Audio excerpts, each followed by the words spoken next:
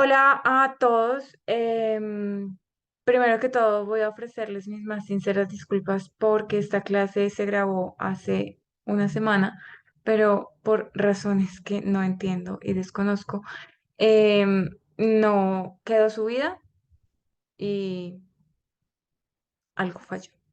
A partir de ahí, espero que no sea un problema para ustedes y que se acabe Mercurio retrógrado para que esto no vuelva a pasar. Sin embargo, pues quiero verlo desde el lado positivo y pues ya podemos o puedo hacerles una retroalimentación en términos de manifiesto, que es una de las piezas que tienen que ustedes desarrollar para el modular. A partir de ahí, pues digamos que recapitulando sobre el buen diseño, que fue el último tema después de o antes de los materiales, que espero que les haya también dado un lugar para pensar en cómo nos construimos y cómo desde el diseño tenemos que estar iterando constantemente, afrontar las frustraciones, descubrir nuevos lugares, que fueron cosas que ustedes pusieron en sus reflexiones. A partir de ahí, entonces, pues hablamos de un buen diseño, de esos pilares que han constituido históricamente, pensando también desde la Bauhaus y cómo se establecen unas escuelas de manera particular, alrededor de unos principios que rigen, pues, lo que ha de ser el diseño, con lo bueno, lo malo que trae eso, y pues también en términos de una clave colonial, cómo nosotros podemos plantear un buen diseño desde aquí desde lo que nosotros habitamos contextualmente. Entonces, a partir de ahí, ustedes desde sus manifiestos pues plantean ciertas líneas que corresponden o se hablan directamente con lo que propone Dieter Rams. También pues reflexionan sobre este último video que era sobre qué era el buen diseño en estos momentos y pues esa era la gran pregunta sobre la que ustedes tenían que construir. Hay nuevamente unos procesos de pensamiento en construcción que pues es normal, estamos preguntándonos por primera vez, creo yo, de manera formal, ¿qué es eso que yo voy a ofrecer como diseñador, más allá de mis habilidades técnicas? ¿Cuáles van a ser mis límites? ¿Cuáles van a ser mis lugares de la protesta, de la resistencia? ¿A qué le voy a decir que no? Y pues eso es importante que nosotros como diseñadores lo tengamos claro porque eso hace parte también de un buen diseño en términos de valores, en términos axiológicos. A partir de ahí, entonces, quiero empezar por ese lugar, porque como esto es parte de la entrega del modular, pues quiero que lo repasemos, porque hay unos lugares del manifiesto que no quedan claros, pero sí quería que fuera una primera aproximación un poco mucho más ingenua, entre comillas, de cómo lo perciben ustedes y pues qué es lo que podemos sacar adelante. También en términos, por ejemplo, de coherencia, en términos de cómo lo presentamos gráficamente pues porque al final esto sería con lo que ustedes salen a, frente a un cliente o frente a una comunidad de diseño a decir, esto es lo que yo pretendo y quiero y pienso hacer, entonces pues es importante. A partir de ahí entonces quiero mostrarles esto, em, que...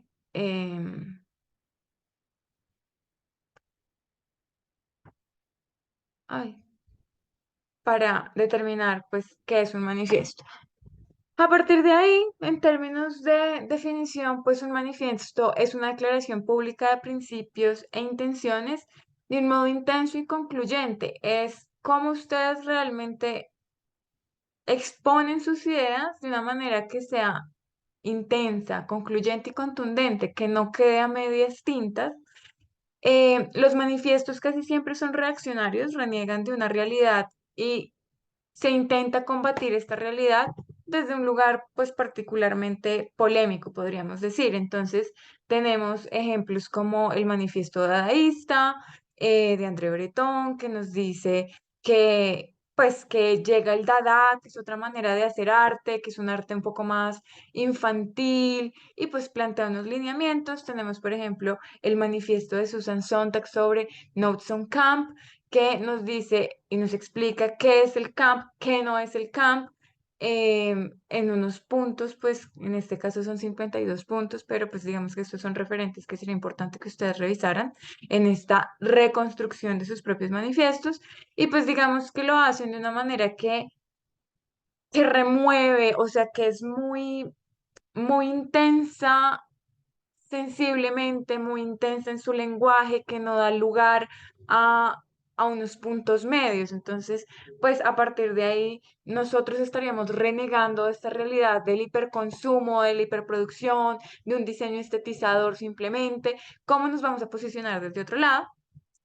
Y a partir de ahí, pues está moviéndose entre una ruptura y una refundación. Como estamos renegando de una realidad, entonces yo digo, yo no quiero ser más un diseñador que solamente produzca cosas bellas. Yo quiero que las cosas más allá de bellas y útiles generen bienestar, generen un buen vivir, que inclusive lleguen a incomodarnos y que en esa incomodidad nos preguntemos por la razón de ser de lo que estoy haciendo.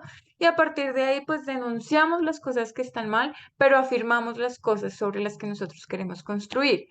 Que esto es un poco lo que falta desde donde ustedes se posicionan, porque hacen unas enunciaciones que siguen estando como muy arriba, como queremos ser sostenibles. Bueno, listo. ¿Por qué? ¿Cómo? Aterricémoslo. ¿Qué es lo que le voy a entregar a mi cliente? ¿Qué es lo que le voy a entregar a la comunidad de diseño, a la comunidad en términos de sociedad, para que esto pase? Yo aquí les pongo un ejemplo que es un manifiesto que en términos de moda es importante, que es el Anti-Fashion Manifesto por Lee Edelcourt. Ella pues habla, por ejemplo, en términos de cómo la moda se tiene que refundar desde la educación, pero también desde el consumidor, pero también desde el diseño, pero también desde la industria. Entonces, pues nosotros también podríamos pensar desde ahí, ustedes ya se están constituyendo como una agencia. ¿Qué es eso desde donde ustedes quieren abordar? ¿Vale?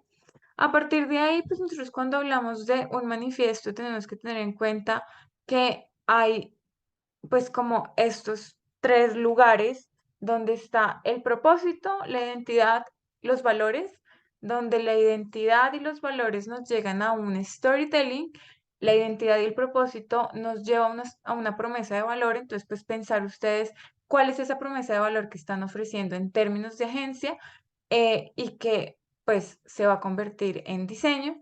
Y mm, en en esta última intersección, espérense, entre el propósito y los valores están sus no negociables.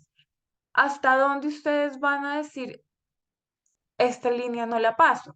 Entonces, por ejemplo, muchas veces es con quién voy a trabajar, muchas veces es qué voy a hacer. Y pues eso es importante que lo tengan en términos de manifiesto. Em, Por ejemplo, no negociable, nunca voy a trabajar para empresas que hagan armas o hablen sobre, no sé, explotación sexual, o para dictaduras. O sea, son cosas que de pronto pueden pasar que no voy a negociar para petroleras. Son unos lugares que son importantes. A partir de ahí, ustedes como agencia tendrían que tener claro sus valores, su propósito, su storytelling, sus no negociables, para poder convertirlo en un manifiesto. Mm, Dicho eso, entonces, ¿qué constituye un manifiesto? ¿Cómo lo podemos contar? Bueno, me devuelvo, o pues antes de hablar del manifiesto, hablamos del storytelling, es la narración de nuestra historia y cómo conectamos con las demás personas, cómo comunicamos nuestros valores, nuestras creencias. Entonces, pues esto tiene un tono de voz particular y pues digamos que esto ustedes en construcción de marca ya lo han visto, pero nosotros también tenemos que construir nuestra manera de contar quiénes somos porque al final estamos también eh, pues vendiendo un servicio que tiene que ser eh, recibido por nuestra contraparte de una manera que genere conexión, identificación por el otro lado. Entonces, la manera en que la cuento es importante y a partir de ahí, pues, estos son los 9 pasos, digamos, si se necesita una receta eh, en la que podríamos nosotros crear un manifiesto. Primero, propósito, valores y no negociables clarísimos. Esos son nuestros pilares. De ahí no me muevo, o sea, eso es lo que fundamenta mi casa, son las bases de mi casa. Luego, pues nuestra propuesta de valor, cuáles son sus diferenciadores, cuáles son sus historias y quiénes son sus actores. Entonces, por ejemplo, si nosotros hablamos desde una agencia de diseño que habla de co-creación, diseño participativo, pues pensamos en cuáles son esos otros actores y cómo los vamos a llamar a trabajar. ¿Cuál es el tono de nuestra comunicación? ¿Cuál es nuestro lenguaje? Que hace parte, pues, digamos, de esta parte del storytelling. Entonces, si lo vamos a hacer de una manera mucho más reaccionaria o si lo vamos a hacer de una manera mucho más invitadora, si lo que vamos a proponer es un call to action constante, si lo que vamos a hacer es contar una historia que sea un poco más poética, o si van a ser puntos supremamente concretos. ¿Cuáles son los atributos que ustedes están ofertando? ¿Cuáles son sus vocabularios? ¿Cuáles son esas palabras propias de ustedes? ¿Cuáles son los ejes importantes de su trabajo? Pues que están muy relacionados con esos primeros pilares. ¿Y cómo lo vamos a comunicar de una manera inspiradora y certera? Entonces, ¿cómo en términos de, por ejemplo, hacer el fanzine no se parezca a un panfleto como súper anodino, ni súper institucional, sino que digan como, wow, o sea, esto está tan bien hecho, la gráfica es tan llamativa, todo está tan bien hecho en términos de composición, pues que va a inspirar, va a dar ganas de leerlo, se va a comunicar certeramente, pues porque al final eso es lo que queremos hacer. Aquí pues tenemos un mini manifiesto, por ejemplo, que es muy chiquito, esto después tendría que desarrollarse, pero este se llama además mini re manifiesto, porque todo empieza por re. Entonces, súper interesante ahí. Esto es un ejemplo del manifiesto que tengo yo en Leash. Uno de mis puntos es en términos de construcción estética. Yo lo hago de una manera mucho más narrativo-poética, se podría decir. Entonces, este punto particular habla del minimalismo latino y pongo somos trópico y somos cordillera, somos latinos y también mestizos. Entonces ahí reconozco que hay un lugar de lo heterogéneo, que lo latino no es una sola cosa, sino que es heterogéneo, somos diferentes, hay diversidad.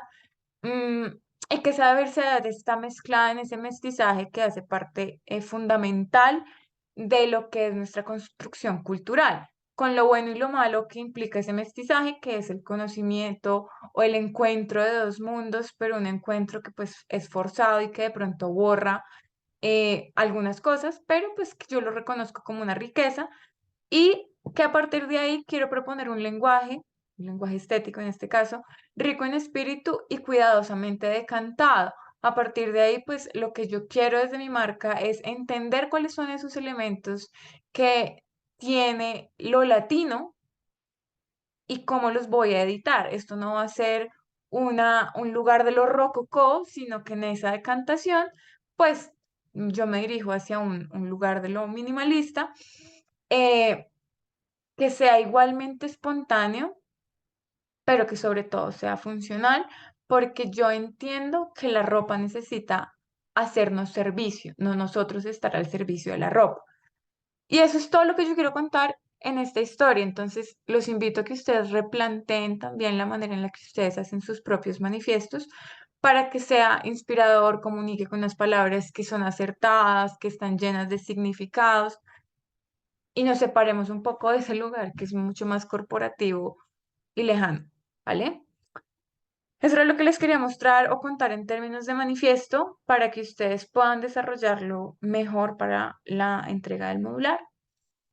Dicho eso, entonces, ahora sí entramos en materia con el tema, que el de hoy se llama el poder de la data. Nosotros, nuevamente me remito a este lugar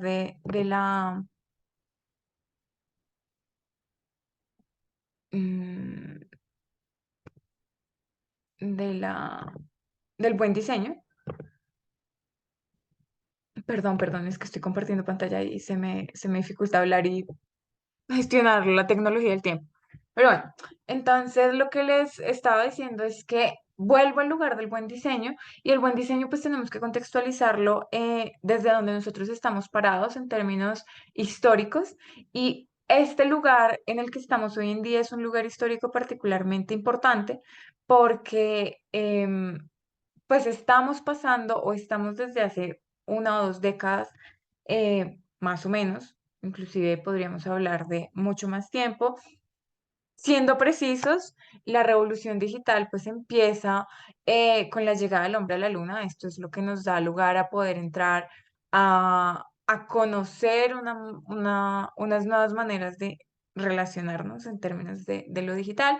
Y pues luego cuando el CERN crea la web, la www, eh, entonces esto nos lleva a otro lugar que implica una gran cantidad de información que está disponible y eso pues a día de hoy sigue creciendo y sigue creciendo y nosotros muy pocas veces nos detenemos a pensar en esa data.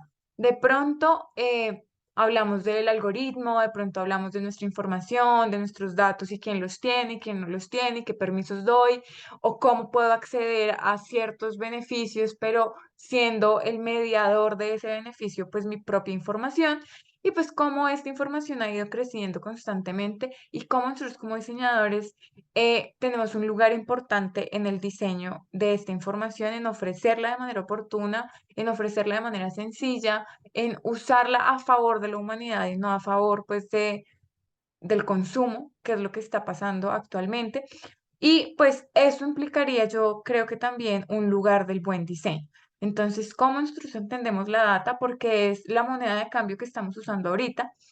eh, y cómo realmente esto lo podemos amarrar al ecodiseño, pues efectivamente siendo responsables sobre la información que nosotros analizamos, distribuimos, compartimos. Entonces, por ejemplo, y aquí entra el greenwashing, los ciclos de vida, los análisis de ciclo de vida, toda esa data que yo tengo en mi poder, poder ponerla a disposición de alguien más, pero de una manera que sea verificable, que sea certera, pues hace que el consumo pueda ser verificable, que los procesos de diseño puedan ser verificables, haya trazabilidad, haya transparencia y pues al final eso hace que primero haya un buen diseño, pero sobre todo haya un diseño que esté pensado desde la sostenibilidad, desde la trazabilidad, desde la transparencia y todos los atributos que nosotros hemos venido viendo acá.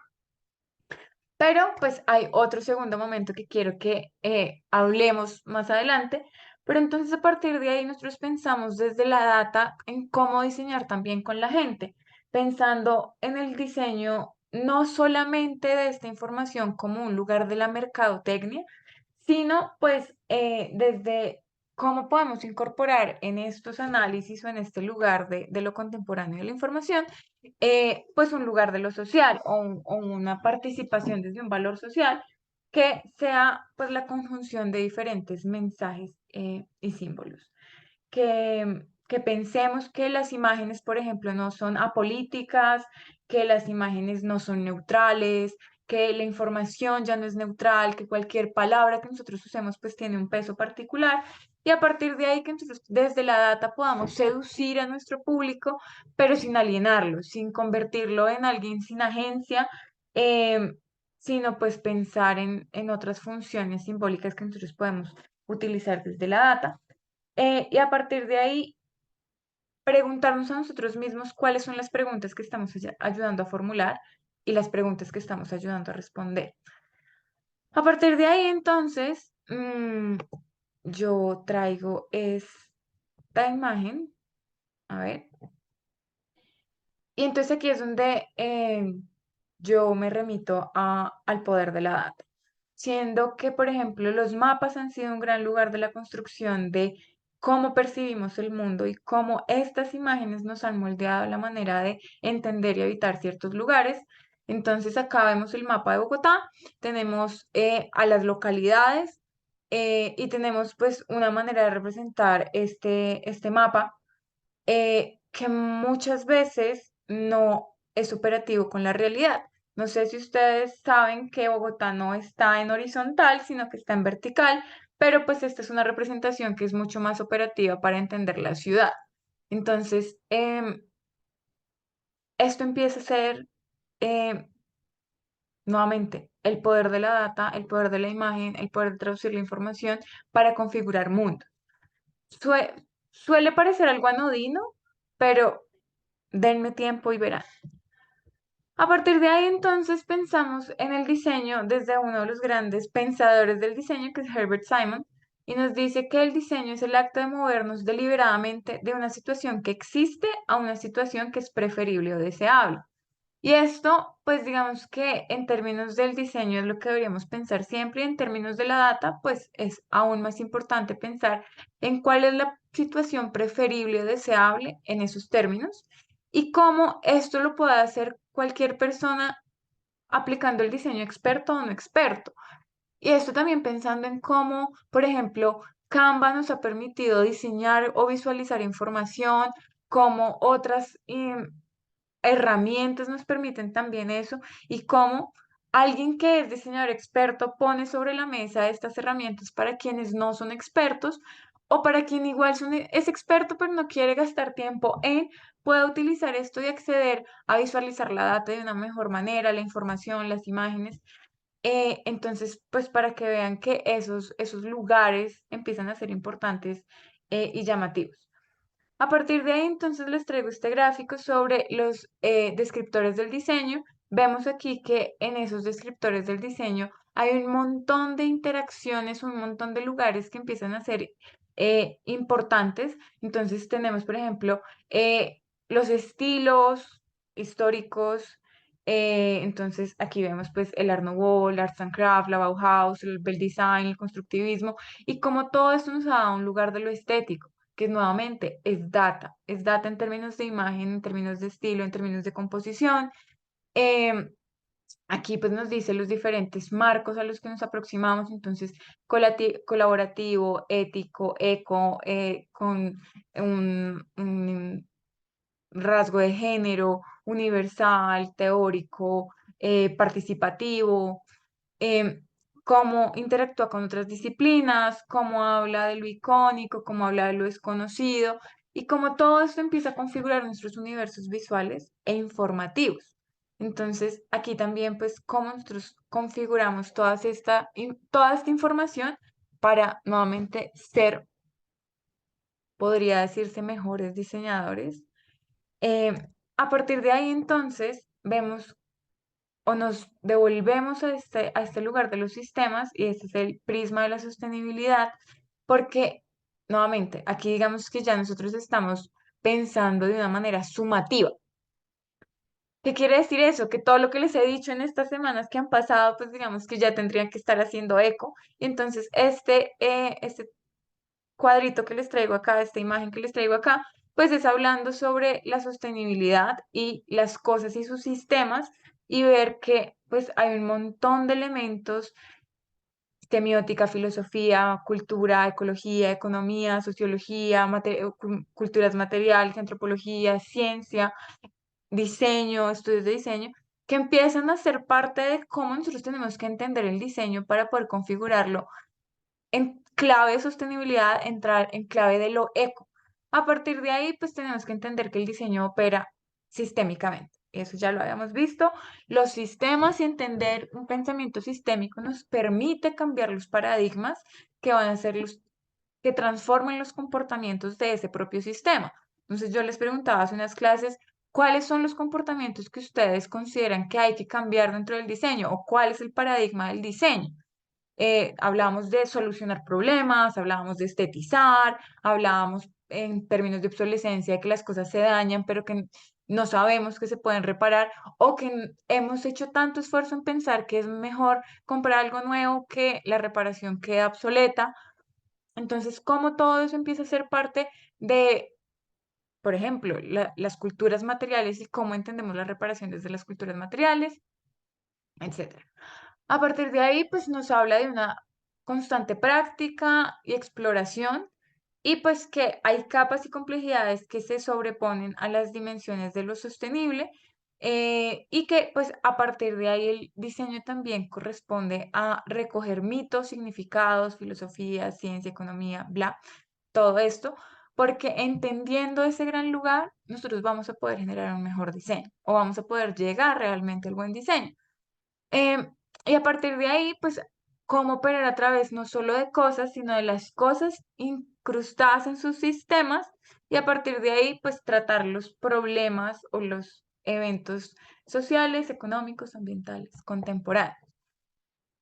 ¿Y esto qué tiene que ver con la data? Pues que todo esto se nutre de información y como nosotros pongamos, omitamos, dirijamos, conversemos con una información u otra, pues va a formar unas visiones de mundo u otras visiones de mundo. A partir de ahí entonces llega este gran lugar que es el activismo y en este caso el activismo de datos y el activismo desde el diseño para los datos.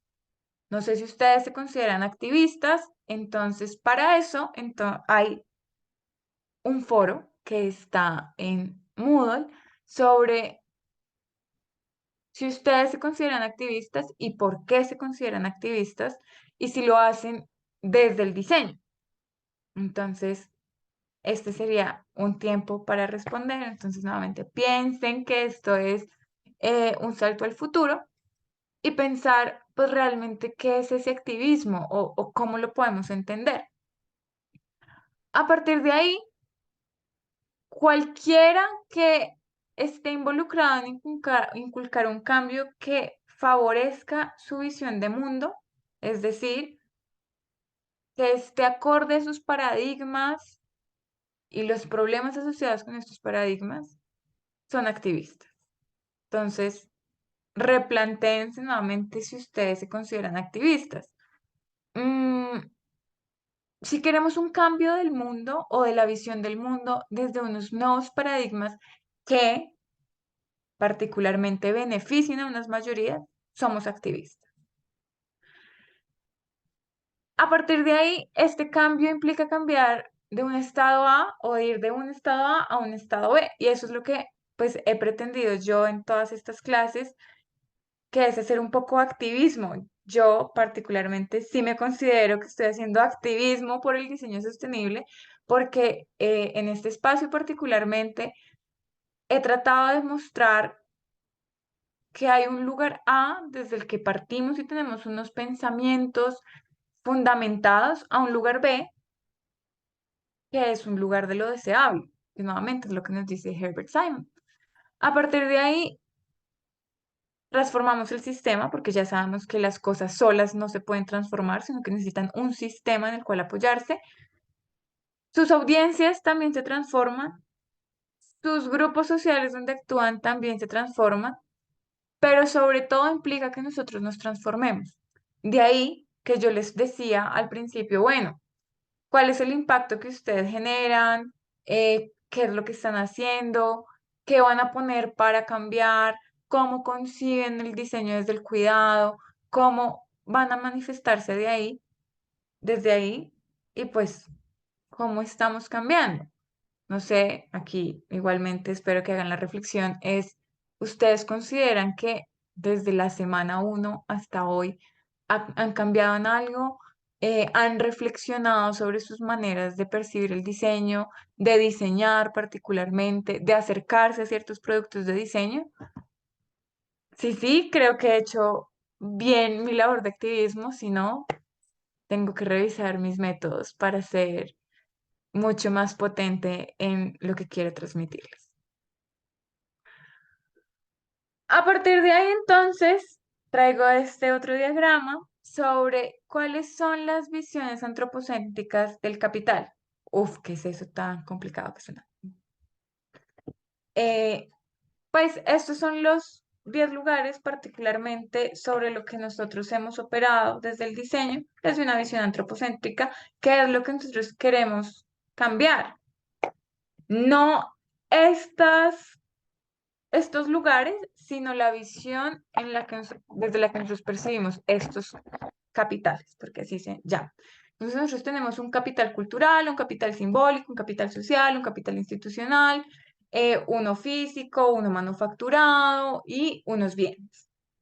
Que eso hace parte pues de lo financiero o ese lugar como de lo económico, por eso son capitales, porque los puedo tradear, puedo hacer trading, puedo mercadear con ellos para algún beneficio. Y eso en diseño es súper poderosísimo. Nuevamente, si nosotros tenemos una gran cantidad de capital cultural, de capital simbólico, de capital social, podemos generar unos discursos mucho más amplios, unas interpretaciones desde lo simbólico mucho más poderosas y bueno, todo lo que ustedes ya pueden haber visto en semiótica, lo que están viendo en investigación, pero pues esto es importante en términos de que todo esto se convierte en información que es valiosa para hacer activismo, para hacer activismo de datos. Entonces, aquí llegamos directamente al activismo alrededor del capital natural. Entonces, ¿cómo nosotros entendemos ese capital natural que es particularmente el medio ambiente y cómo eso es lo que yo quiero que pase con el diseño, desde donde ustedes están? ¿Cómo ese capital natural lo vamos a convertir en un lugar del activismo donde hablemos de medio ambiente, donde hablemos de alternativas de consumo, donde hablemos de asegurar los recursos naturales, donde hablemos de ecologismo puro y duro? Entonces, ¿cómo nosotros podemos operar desde esos lugares? Entonces, claro, directamente el más fácil desde el que nosotros podríamos operar es alternativas al consumo o de aproximaciones al consumo. Entonces, hablamos, por ejemplo, de anticonsumismo o hablamos de consumo sostenible, lo orgánico, lo eco, lo ético, que pues particularmente nosotros estaríamos parados aquí, pero si nosotros pensamos en diseño desde su cadena de valor y su cadena de abastecimiento, nosotros también podemos asegurar los recursos naturales siendo transparentes sobre cómo diseñamos. Entonces, esto nuevamente siendo como un wrap up de lo que estamos o hemos estado haciendo y que se considere a ustedes mismos activistas en el momento de querer estas transformaciones y abogar por ellas. Y entonces, eso en términos de diseño, ¿cómo se puede leer? Yo aquí les traigo unos ejemplos. A ver si yo me disminuyo aquí. Listo. Esto, por ejemplo, es un proyecto que hace Virtual Water, donde lo que ellos hacen es traer esa data que en términos de sostenibilidad es tan compleja de entender, un montón de información que está en chino, literal, que nosotros nos sentimos cercanos, que es cada vez como más lejana o que no logramos nosotros como sentir que nos habla directamente. A partir de ahí, ellos se dan cuenta que hay una escasez de agua o que el agua es un lugar que es importante mantener o cuidar porque hace parte del lugar vital de nosotros. Y a partir de ahí tratan de rastrear la huella de agua de diferentes productos comestibles. Esto era un póster o esto se diseñó como un póster que se regalaba. eh, porque esto es un proyecto que fue financiado por la Unión Europea, y esto era en términos de alimentación, también porque se dieron cuenta que uno de los grandes lugares del consumo desaforado, pues es la alimentación, o el consumo de productos alimenticios, y uno dice, bueno, pero es que todos tenemos que comer, sí, pero ¿comer qué? ¿Y comer cómo? ¿Y comer cuánto? ¿Y comer dónde? ¿Y comer cuándo? Entonces aquí, dato curioso, por ejemplo, las neveras cada vez son más grandes, y eso implica que cada vez compremos más comida, pero eso implica que cada vez más se pierda más comida. Entonces, cuando nosotros hacemos estas asociaciones y después vemos esto y estamos viendo escasez, pues, punto, activismo de datos, diseño. Diseño activista a través de datos. Ellos lo que hacen en este póster es que dependiendo del producto, dicen cuánto consume, les dan pues una cantidad. Entonces aquí, por ejemplo, dice, el trigo consume 650, creo que estos son litros de agua, si no estoy mal, por cada 500 gramos. La caña de azúcar, tan, la carne, 4.650 litros de agua por cada 300 gramos de carne. De ahí que uno entienda el activismo vegano que diga, que dice que la carne o los productos cárnicos son uno de los grandes contaminantes. Entonces acá se los pongo en macro porque aquí nos dice, bueno, una pechuga de pollo de 300 gramos gasta 1170 litros de agua y acá explican en qué condiciones gasta esto. Entonces esto es importante porque es que no siempre va a ser lo mismo. Entonces esto habla de los contextos. Porque, por ejemplo, eh, en términos de materiales, dicen, no, es que el algodón es más sostenible porque X, Y, Z. El algodón sembrado en Estados Unidos con una tecnología particular es más sostenible. Pero si ese es un algodón o esa misma cepa se siembra en la India, no tiene el mismo impacto. Entonces, esto es supremamente importante. Hace una visualización, pero explica. Entonces, esto es activismo de datos. Esto es activismo de datos alrededor de la sostenibilidad y de cómo nosotros vamos a ser conscientes del consumo a las personas. Y que esto particularmente va a cambiar unos comportamientos y por tanto estamos cambiando un paradigma, estamos cambiando el sistema. Parece nuevamente un lugar súper anodino, pero empieza a ser impactante. Ay, me devolví. Denme un segundo que me estoy quedando sin batería.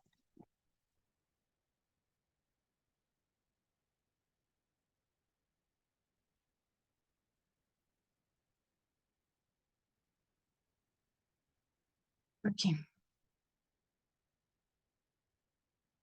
Aquí expando otro de los cuadros sobre el activismo, pero esto es alrededor de los bienes desarrollados por el humano, es decir, todo lo que está diseñado. Porque el diseño es la ciencia de lo artificial. No hay nada, absolutamente nada en el mundo hecho que no haya sido diseñado por un diseñador experto o por un diseñador inexperto o un no diseñador. Pero en el mundo artificial en el que vivimos, todo ha sido pensado, creado y diseñado por un humano. A partir de ahí, entonces, ¿cómo podemos hacer activismo alrededor de eso? Entonces, alrededor de el fin de vida, entonces, cómo se remanufactura, cómo controlamos el desperdicio, a partir de la comunicación, a partir del advertisement, a partir de canales alternativos, en términos de producción, cuáles son los recursos, cuáles son los modelos empresariales, cuáles son las maneras de trabajo a través del consumo y del uso, entonces cómo hacemos productos ecoeficientes, cómo hacemos servicios y no productos, cómo hacemos otras alternativas de aproximación al consumo.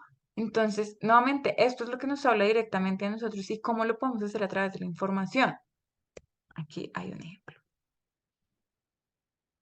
Aquí, en esta tienda que se llama No Shop, que fue un proyecto en términos de, pues como de mercadeo, de campaña, eh, ellos desarrollaron, esto es una puesta en escena que se desarrolla en Londres, esta esta tienda sobre información.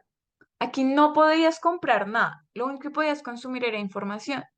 Entonces, cómo están hechos los productos, esto era una tienda de ropa, si no estoy mal, perdón, creo que es de ropa. Eh, Toda la información alrededor de cómo se produjo una colección particular. Ellos ni siquiera pusieron la marca de la tienda, sino que invitaban a la gente a no compres, ven y mira esta información. Y pues esto en términos de campaña es supremamente poderoso y en términos de activismo es, ¿estamos perdiendo de pronto oportunidad de vender? No, estamos ganando la oportunidad de entregar una información valiosa para que el consumo sea mucho más pensado. Entonces, esto, fantasía. Luego entonces vemos el activismo alrededor de los capitales sociales. Entonces, los capitales sociales es todo lo que es alrededor de lo social, desde lo social o la orientación civil, la orientación política, la orientación religiosa. Entonces, ¿cómo nosotros podemos operar desde ahí? Pues de pronto desde lo religioso no nos corresponde, de pronto desde lo político nos queda un poco lejano, pero podríamos, en términos de, bueno, pedir ciertas políticas, pero pues en términos de lo social es particularmente cómo nosotros entendemos las comunidades y cómo nosotros podemos abordar desde ahí las comunidades. Entonces aquí pensamos en que el diseño y el activismo de datos desde el diseño no siempre tiene que estar rodeado o tiene que estar amarrado al consumo, sino que también se necesita hacer activismo desde otros lugares o deberíamos poder diseñar información para unos lugares que no sean solo los del consumo, que no sean transaccionales, sino que nos pongan a reflexionar sobre lugares importantes. Entonces les traigo nuevamente un mapa. No sé si este mapa lo habían visto antes, es uno de los mapas más famosos del mundo porque es el mapa del Imperio Británico. Y aquí lo que dice visualmente es que Gran Bretaña, que es esta persona que está aquí con el escudo de la Gran Bretaña, está sentada sobre el mundo, domina al mundo. Y ese mundo que domina es el mundo negro, es el mundo que además le sirve, es el mundo exótico, es todo esto que ustedes ven acá son las representaciones de ese mundo que la Gran Bretaña ha colonizado y de la cual es reina y señora. Y esto a primera vista es un mapa que puede ser lindo, bello, pero aquí nos está dando es una información sobre quiénes están dominando el mundo y quiénes no. Y esta narrativa en términos visuales empieza a ser problemática.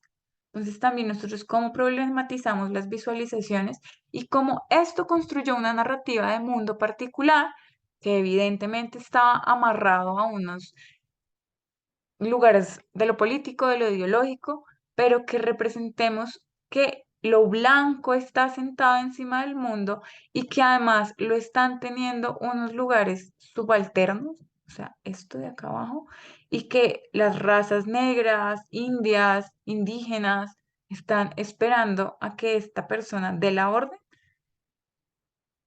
pues es entender la información, los símbolos, la gráfica desde otros lugares. Entonces llegamos aquí, nuevamente. Los mapas, porque es que me parece un lugar importante la exploración. Estas son las diferentes maneras en que se han proyectado los mapas, pero si ustedes se dan cuenta, África casi nunca está representada de la manera en tamaño real. Europa se hace mucho más grande, Estados Unidos se percibe mucho más grande, porque ese es el norte global. Esa es la narrativa que nos han dicho. Esos son los lugares mucho más grandes. Pero entonces, hablamos de África y de Groenlandia, y este es África, este es Groenlandia. África es 14 veces más grande que Groenlandia, pero aquí en escala no se ve 14 veces más grande. Australia es 3 veces más grande que Groenlandia. Australia, Groenlandia. Entonces, esto nos ha formado una visión de mundo y esto es a partir de visualización de la información. Esto ha construido una narrativa, que es la narrativa de la explotación, de la colonización, del consumo desaforado, de la subalternidad, de la falta de agencia sobre unas comunidades, a partir de estas cosas que están en nuestras manos poder cambiar. Entonces, miren, esto es un proyecto real que se llama Neil Carge, la persona que lo hace, que pone en tamaños reales los mapas. Entonces, miren todo lo que es Asia, que es lo azul clarito, y miren lo que es en realidad. Miren Estados Unidos, todo lo que se está aumentando y agrandando, y de ahí que América sea esta América y no esta América. Esto es un proyecto de activismo de visualización de datos para contar las realidades del mundo, cómo vemos el mundo. A partir de ahí, entonces llega esta palabra maravillosa que se llama la datificación, que es la habilidad de convertir los datos en, pues, en aspectos de la realidad que muchas veces no se habían cuantificado. Y eso pues tiene una razón de ser operativa a día de hoy, y es que, claro, hay un montón de información por ahí volando, hay un montón de cosas que nunca habíamos cuantificado, que no sabíamos o no necesitábamos esa información para cuantificarla, pero que al convertirla en datos y poderla visualizar, entendemos esa información de una mejor manera. A partir de ahí, pues entonces llega el activismo de datos puro y duro. Y esta es una práctica que surge primero como la resistencia a la datificación, es decir, pensar que nosotros no somos solo un dato. Y a la vigilancia masiva, entonces ustedes para las redes sociales son un algoritmo, son un dato, bla, bla, bla. Y a partir de ahí, pues se establecen unas maneras de contrarrestar esto para que la asistencia humanitaria, los lugares de lo político, los derechos humanos, el medio ambiente, tengan un lugar de la defensa.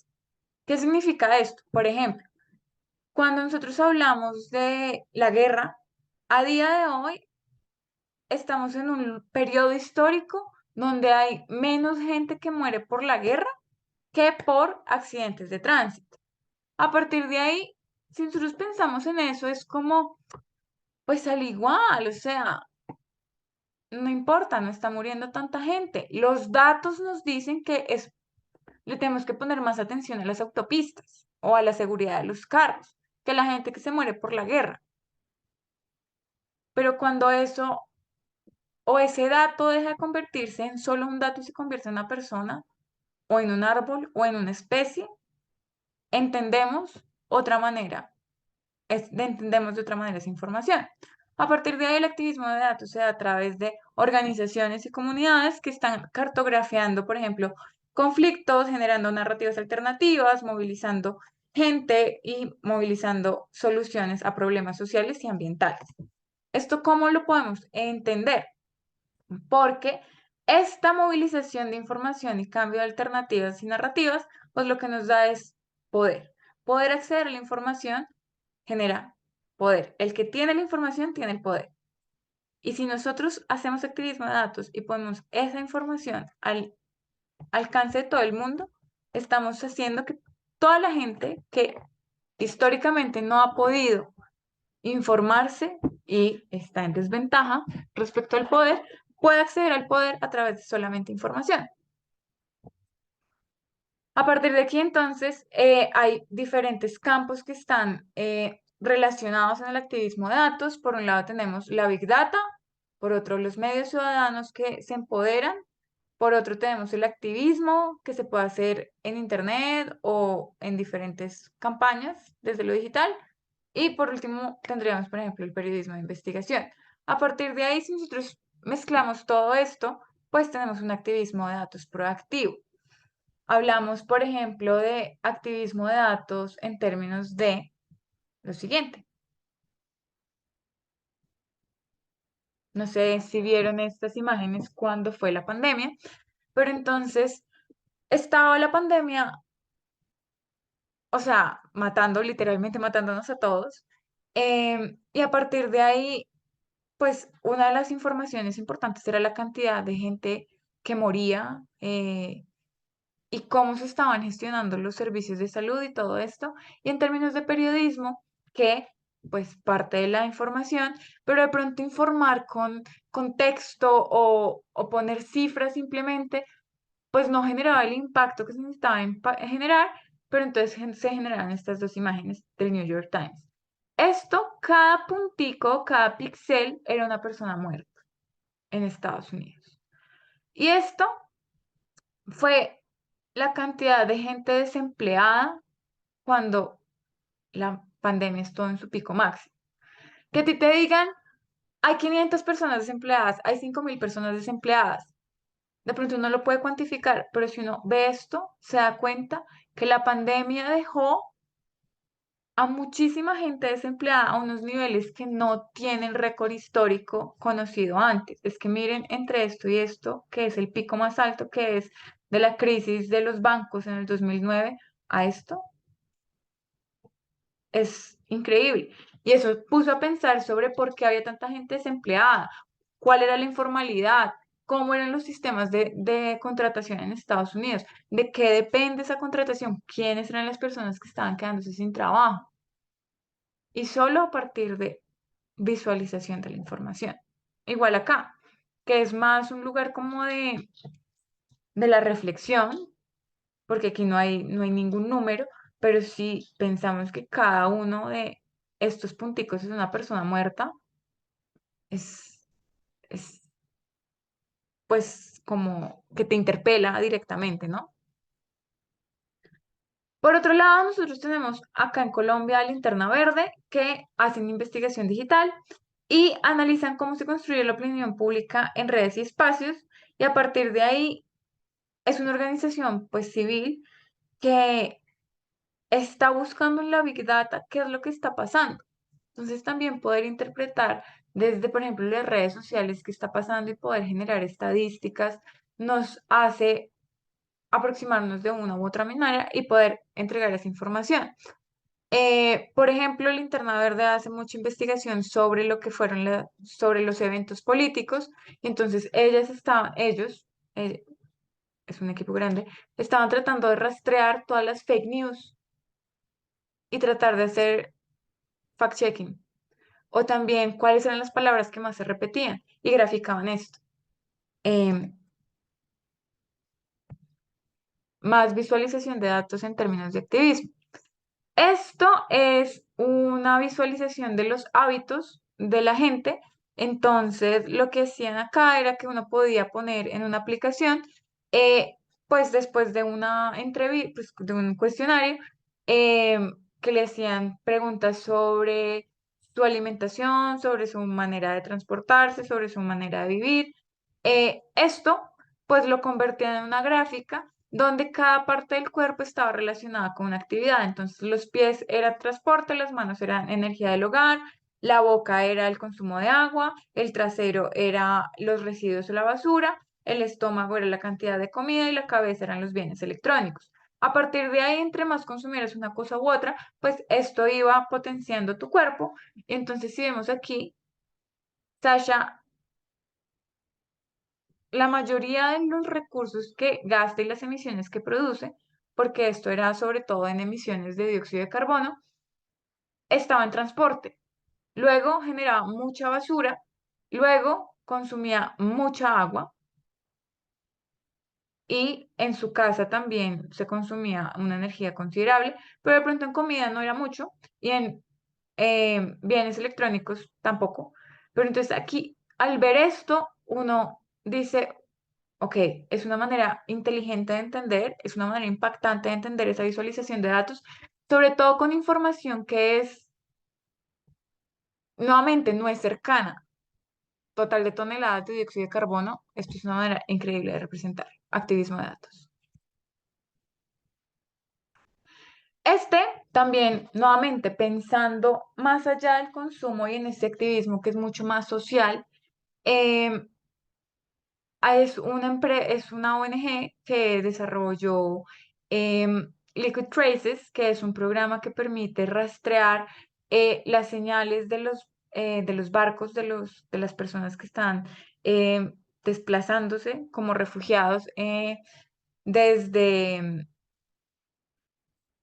desde Turquía o desde pues, el cercano Oriente y mediano Medio Oriente, hasta Italia, que es por donde se entra, o Italia o Grecia, que son los puntos de entrada, porque se dieron cuenta que la Guardia Costera sí tenía conocimiento de estas balsas o de estas rutas, pero que decidía no responder a los llamados de auxilio de las personas que se estaban pues tratando de llegar a costas europeas. A partir de ahí, pues ellos hacen mm, un rastreo y permiten ver en retrospectiva que estas personas o estos migrantes, en un caso particular, que pidieron auxilio durante mucho tiempo y había señales registradas, estas personas decidieron desde la Guardia Costera decir, no, no nos importa, chao.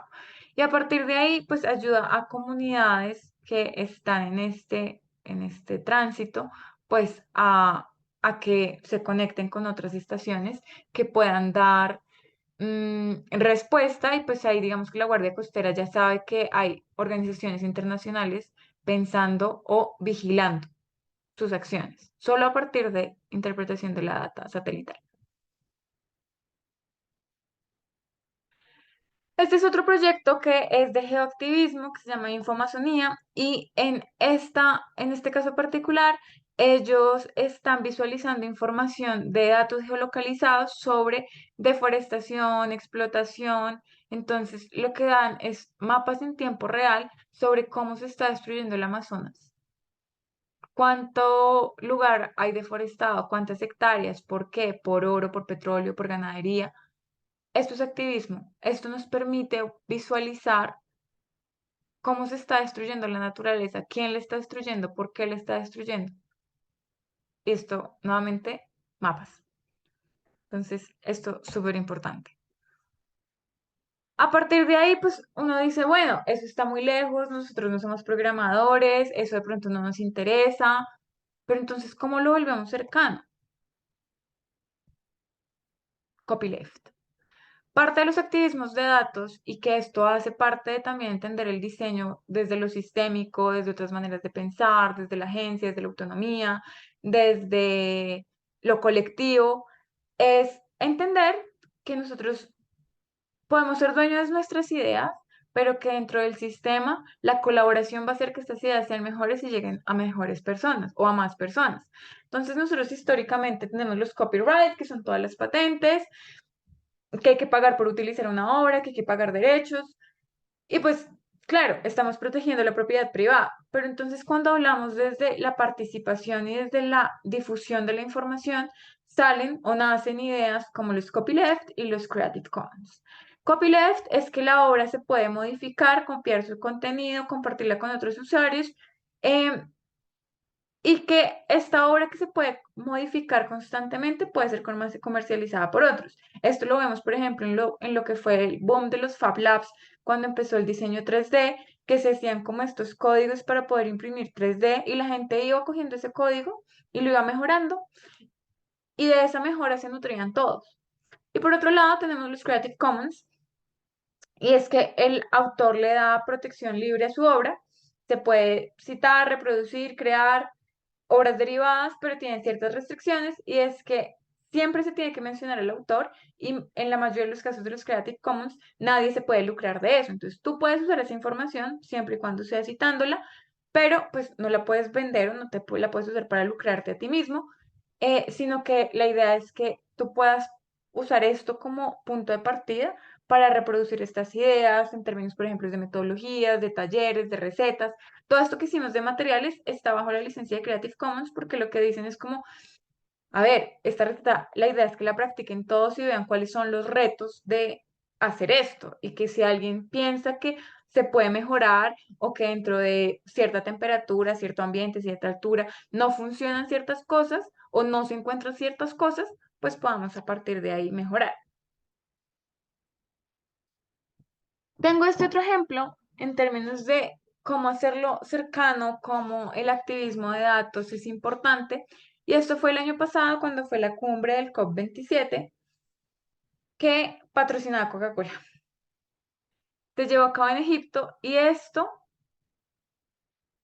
es visualización de la información en términos de cuestionar las narrativas.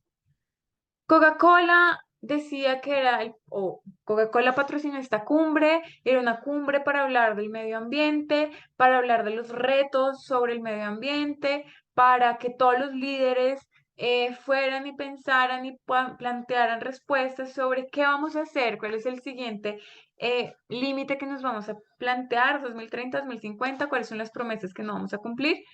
Y esta imagen de acá es el tráfico aéreo del primer día de la COP27. Todos estos son jets privados de gente llegando a la COP27. Ahí nos preguntamos, ¿o esto nos permite ver que si realmente esta gente estuviera interesada en cambiar algo, al menos hubieran compartido el jet? Pero este es el tráfico aéreo del primer día. Y esto es lo que promueve Coca-Cola. Esto y esto. Esto es la verdadera realidad de Coca-Cola. Visualizar esto de una manera gráfica, de una manera satírica, de una manera irónica, nos permite entender que realmente a Coca-Cola no le interesa salvar nada. activismo de datos.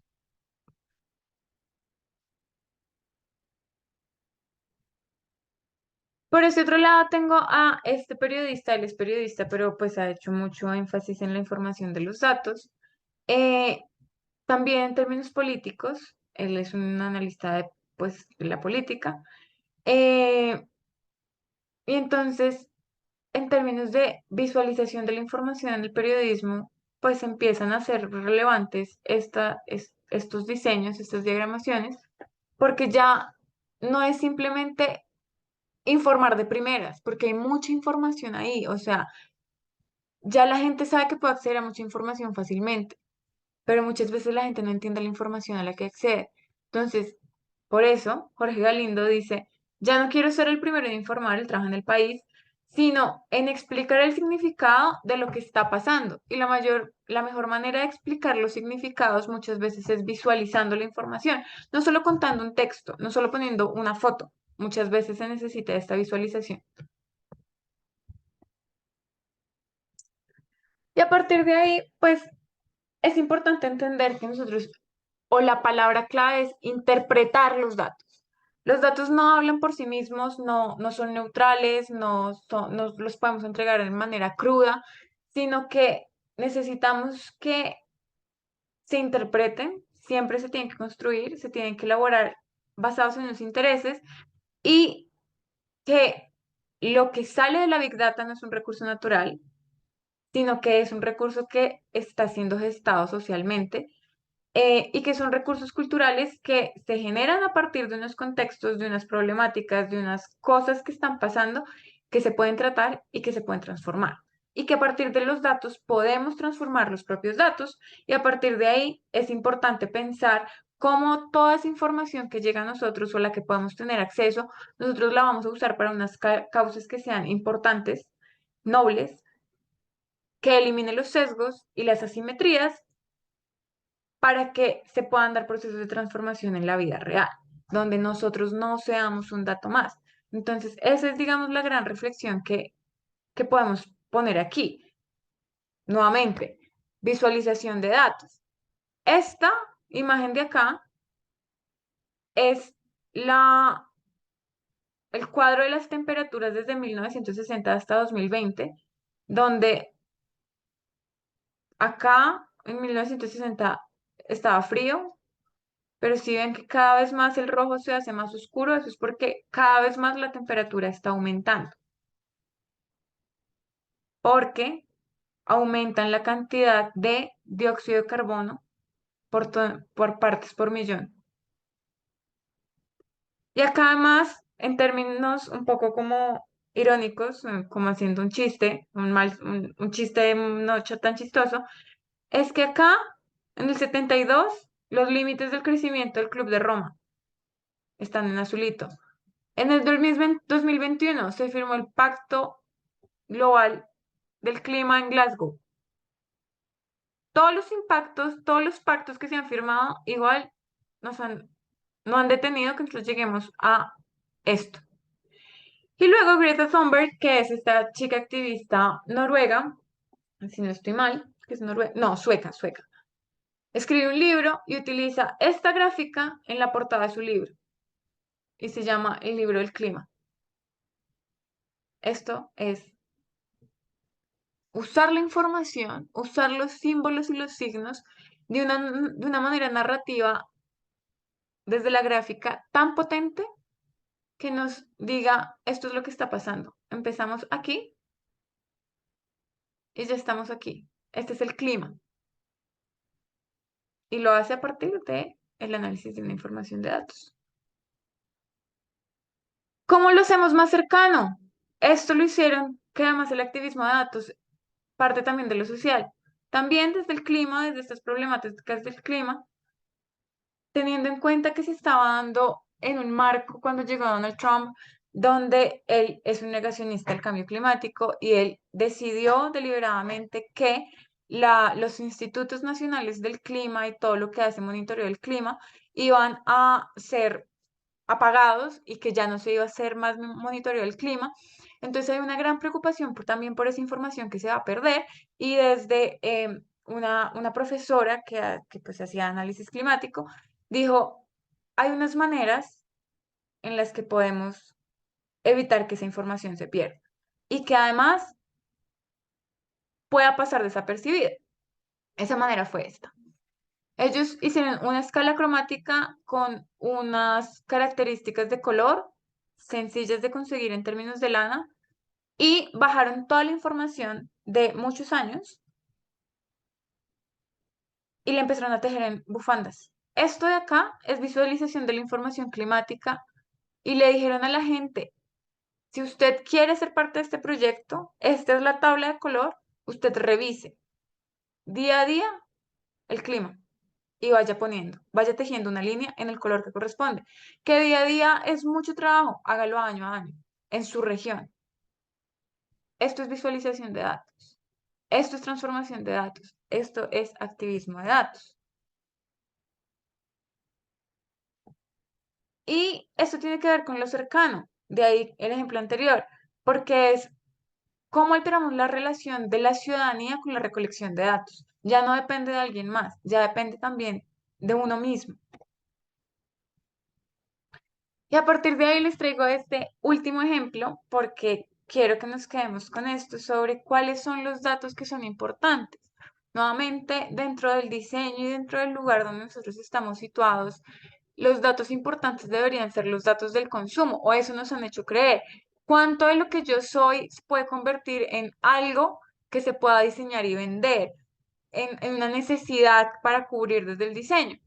Pero entonces estas dos diseñadoras, que son una diseñadora em, italiana y otra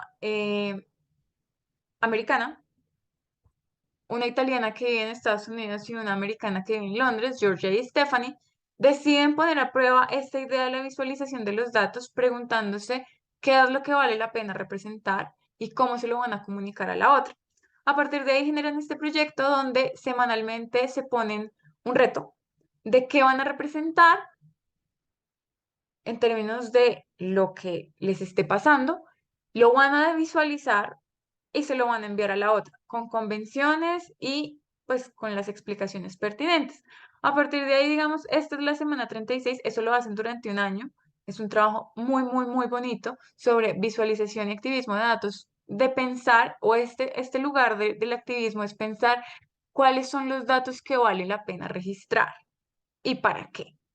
Entonces, ellos hacen este, esta visualización.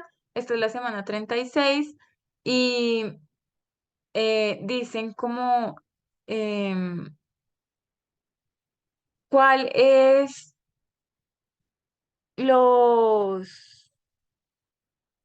Aquí lo que nos dicen son los elementos por la parte de atrás em, y se trata sobre la toma de decisiones. Entonces, cuánto fue o cuánta indecisión hubo en cada uno de sus procesos y aquí nos dicen cómo lo tenemos que leer cada una. Entonces, no sé, de pronto es más difícil tomar decisiones respecto a la comida que me voy a comer al almuerzo que sobre lo que me tengo que vestir. O las decisiones más difíciles de tomar son las decisiones que realmente no son grandes decisiones, sino son pequeñas decisiones. ¿Qué me voy a poner? ¿Con qué quiero combinar esto? Eh, ¿Quiero salir hoy o no quiero salir hoy? Respecto al trabajo, respecto a lo personal, respecto a qué. Y eso es un trabajo que es bellísimo, bellísimo, bellísimo, y es sobre lo que es la actividad. Entonces, yo les pido que durante esta semana que va pasando, que empieza mañana, ustedes decidan sobre algo que ustedes quieran cuantificar en términos de data y hagan este ejercicio. Lo visualicen y pues hagan una postal y me la entregan la otra semana, ¿vale? Entonces, con esto termino acá, pero sí dejándoles, pues no sé, espero la semilla de pensar en los datos, en la visualización de datos, en la representación de los datos, de las imágenes, en la construcción de un imaginario visual, como un lugar de la transformación de paradigmas en el diseño, de pensar que no todos los datos son hechos para el consumo, que nosotros no somos los números que representamos y que a partir de ahí podamos generar un buen diseño. Con eso, entonces me despido. Recuerden traerme sus postales y participar en el foro. Nos vemos. Chao.